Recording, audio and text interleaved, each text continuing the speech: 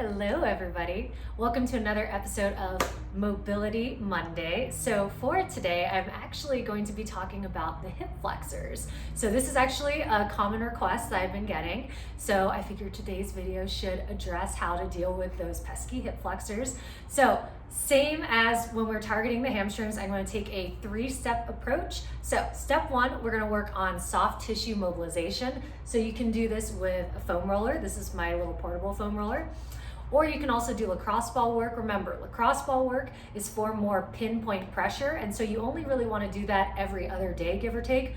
Foam rolling, because it provides diffuse pressure, you can actually do this every day, okay? So step 1, soft tissue mobilization. Step 2, we're going to go into some stretching, specifically targeting the rectus femoris, which is one of our quadricep and hip flexor muscles, but then also our psoas muscle. And then finally, we are going to finish up with some glute activation. All right, so let's get started and talk about step 1.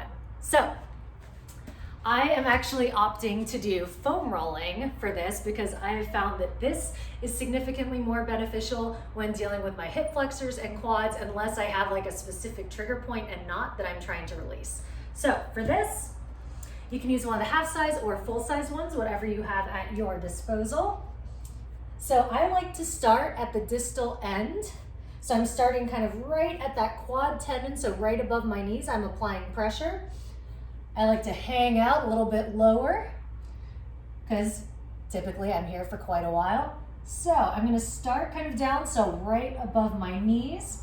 Now, sometimes pressure alone isn't enough, so you want to hang out here. If you're finding any tender points, remember, pain is the body's way of flagging that something abnormal is going on. So if you feel some tenderness, that means you need to stop and assess things. Okay, so if this feels okay, I'm not noticing any tender points, I can pass go, collect $200. So I'm going to slightly roll a little bit higher up through the quad muscle group.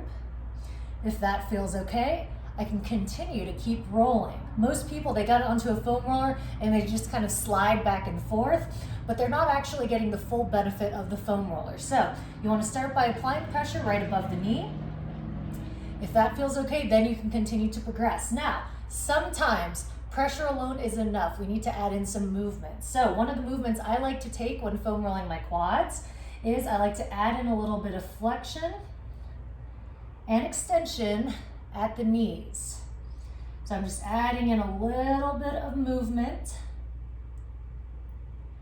You'll definitely notice that this combined with the pressure is going to have a completely different sensation. You might notice a little bit more tenderness. And then another position I like to take, especially as we get high up into the quadricep muscle towards the proximal ends, I like to go into external and internal rotation at the hip. So this is going to allow me to target more of the medial and lateral quadricep muscles on both sides. If you need more pressure, you can also do one leg at a time as opposed to doing both legs at the same time. All right, so as we are foam rolling through the quads, you want to start right above the knee, and then I'm going to roll up as high as I can to right above the hips, okay? So remember, if you're noticing pain, discomfort, you actually want to stop, hang out there, and try to get that knot or that discomfort to release. Okay, so we're trying to break up any fascial adhesions that may be there, hence the term soft tissue mobilization. Okay, so we want to make sure that our fascia and muscles are gliding. Okay, we want to make sure that soft tissue is gliding and it's not getting stuck and pulling in any particular places. Okay, so that's step 1. On to step 2. So this stretch I like to do on the floor with a foam roller. So for this, we're going to target more of our psoas, so really high up hip flexor. Tricky little muscle, really hard to pinpoint. Horrible if you ever have somebody release it for you.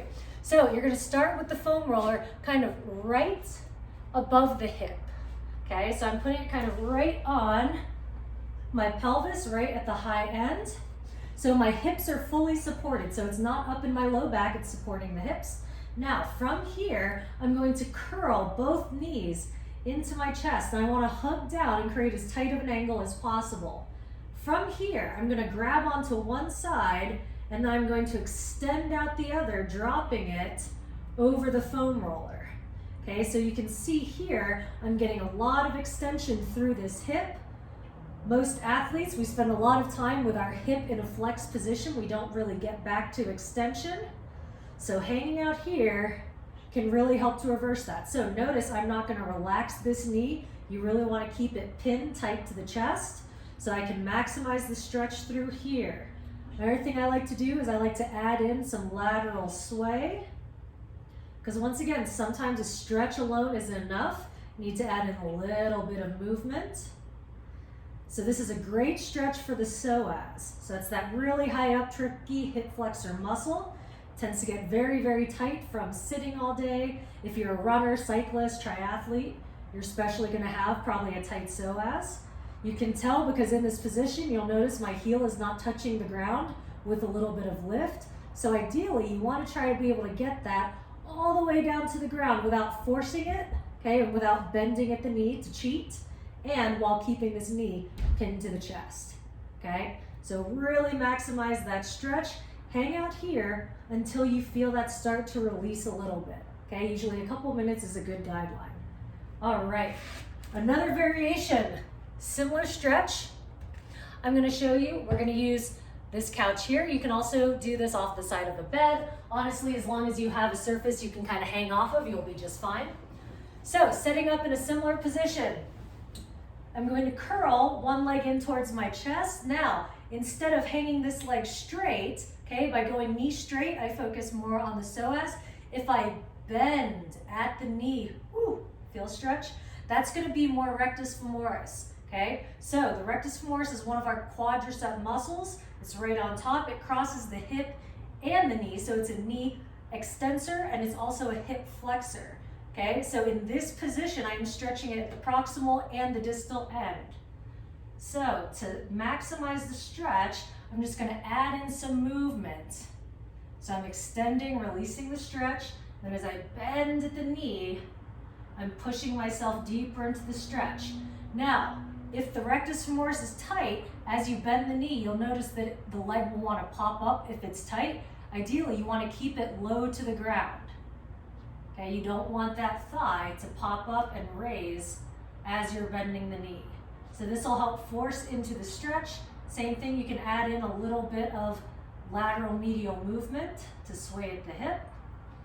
And then you can repeat on the opposite side. So that's stretching in two different positions. So foam roller with the knee extended is going to target more of the psoas. With the knee bent, we are going to target more of the rectus femoris. So that's that quadricep muscle. Remember, it's a hip flexor, but also a knee extensor. All right, then final thing, step 3 is going to be activation. So we don't really want to activate anything on the front side because things are already really tight. The last thing I want to do is put them into a more contracted state. So when I'm typically programming like core exercises, lower body movements for somebody that has really tight hip flexors, I'm trying to take into account the ratio of anterior flexion movements compared to posterior extension movements that I'm doing, with more of an emphasis on posterior extension, okay? So the last thing you want to do is go into more hip flexion if you have tight hip flexors. So for activation, I'm actually going to be working on the posterior side, the opposite. So simple movement, a glute bridge. Now I'm going to show you a different variation. This is actually my preferred variation for doing a glute bridge.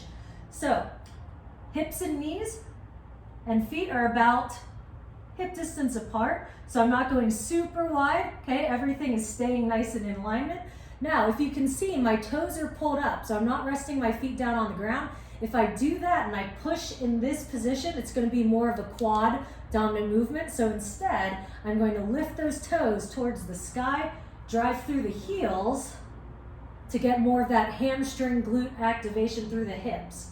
Now, you can stay here in kind of a bilateral glute bridge. You can hold here anywhere from 30 to 60 seconds. The goal is activation. We're not going for annihilation. This isn't strength training. We're just trying to turn on the muscles on the back to try to get the muscles on the front to release. It's a concept known as reciprocal inhibition. It means opposite things happening on either side of a joint.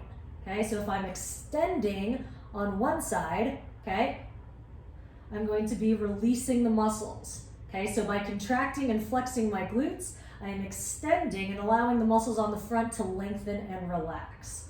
Okay, now if you want a trickier variation, you can take this into a single leg glute bridge, which is great for prehab purposes. Now, to do this, you actually want your thighs to stay parallel. So you're just going to extend one leg out at a time. Hold here anywhere from 30 to 60 seconds. Okay, notice my toe is dorsiflexed. I'm still pointing everything straight up towards the sky. My hips are staying level. After 30 to 60 seconds, switch. Make sure that your pelvis is level, okay, so you don't want to be wobbling from side to side.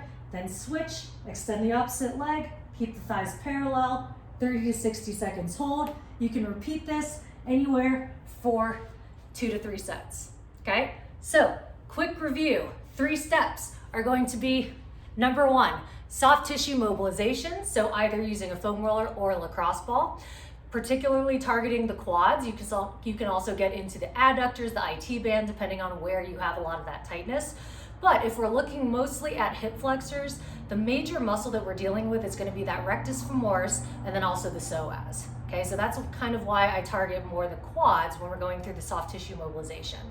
Step 2, dynamic stretching. So remember, we have also 2 different positions, one with the foam roller and the knee extended to target the psoas, and then also hanging off a couch or a bed or a table, something where we can actually flex and bend at that knee, get it to 90 degrees, so that we can stretch out the rectus femoris. Because remember, we want to strengthen the proximal end at the hip, we also want to we want to stretch the distal end at the knee as well. Okay, so you want to make sure you're getting a good stretch on both ends of that muscle. Okay, so dynamic stretching is step 2 in 2 different positions. And then finally, step 3 is that glute activation. So remember, through reciprocal inhibition, okay, we care about contracting the muscles on one side so that the muscles on the front can release. Okay, it's the same idea as doing a bicep curl. So if I'm curling and therefore shortening the bicep muscle, then the tricep muscle on the opposite side of the joint has no choice but to release and lengthen to allow this to happen. Okay, so it's the same idea when we're talking about glute activation to release the front. By contracting and therefore shortening the muscles on the posterior, we are allowing and facilitating lengthening to the anterior muscles. All right, those are your 3 steps for hip flexor mobility. If you have any other videos that you'd like to see, send me a DM or a message and let me know, and we'll get those posted. Thanks so much for watching, and happy Mobility Monday. Bye, guys.